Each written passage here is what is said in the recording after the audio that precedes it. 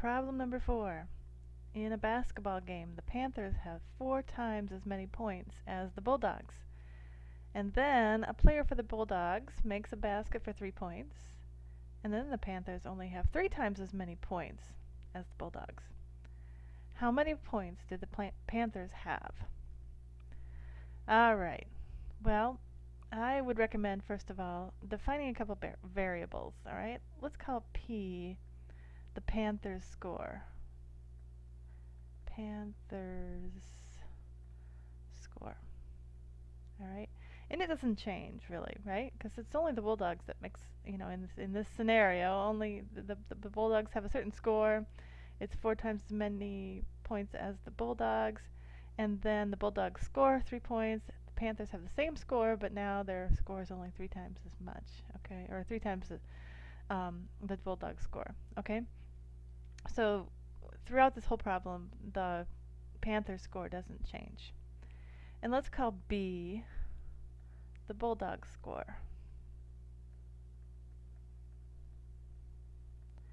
Alright, and now this score does change. So I'm going to actually call this the Bulldogs original score. Okay, so this is the score they start out with at the beginning of the problem. Then they score 3 points, and by the end of the problem, their score is B plus 3. Okay, so their new, the new total points that the Bulldogs have at the end of the problem is B plus 3, right? And now let's just turn these these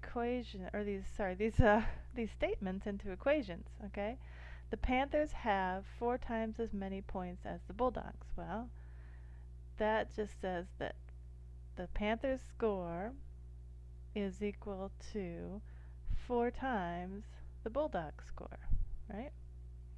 And we can write it this way because we defined P as the Panthers score and B as the Bulldogs score. Alright, so there's one equation.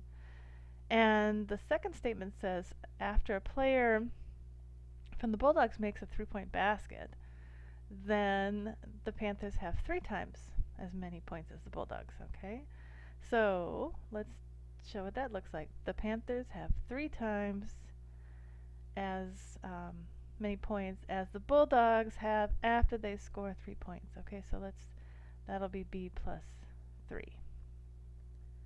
Okay? And there you go. That's all you need to solve the problem. In fact, look, we have P equals this and P equals that. So we can just actually set those two each equal to each other, right? We can just say 4B is equal to 3B plus 3. Alright, and let's distribute the 3. So that gives us 3B plus 9, right? Whoops.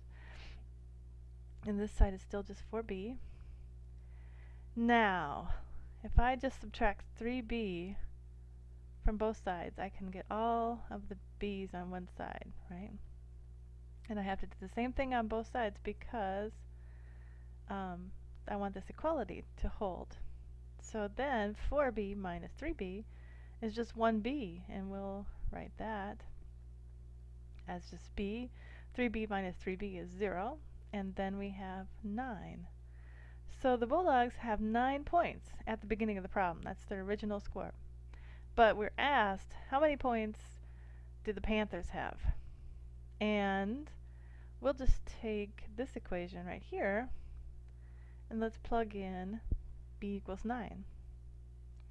And so that means that P is equal to 4 times 9, and that's 36.